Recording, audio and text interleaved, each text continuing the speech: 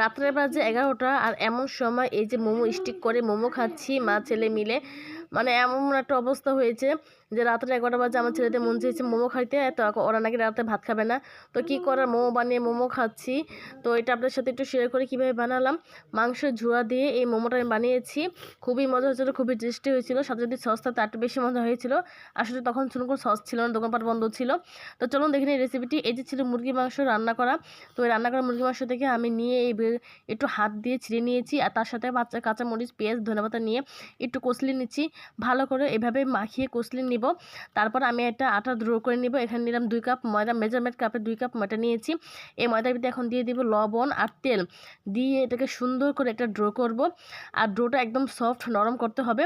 তো এই পর্যায়ে আমি দিয়ে দিলাম কুমকুম গরম পানি, যেটাকে বলা হয় কুসুম গরম পানি। তো সেটা দিয়ে একটা সফট নরম ড্রো তৈরি করব। তারপরে একটু ময়দা নিয়েছি, নিয়ে একটা বড় করে রুটি বেলবো। রুটিটা একদম পাতলা হবে, যাতে কোনো স্টিক করতে যেন কোনো সমস্যা যেন না হয়। তো আমি বয়মের একটা বড় মুখা দিয়ে এভাবে একটা বড় রুটি কেটে নিয়েছি, ছোট ছোট পিস করে। কেটে নেওয়ার পরে আমি দিয়ে দিলাম এগুলো ভরপুরভাবে পুর। আর এই শেপটা কিন্তু খুবই সহজ, আমি সবসময় শেপটা ইউজ করি, মানে ব্যবহার করি, এই শেপটাই দিই। আমার তো এটা খুব ভালো লাগে। তো ওইভাবে একটা শেপ দিয়েছি, আর এরকমভাবে একটা শেপ দিয়েছি।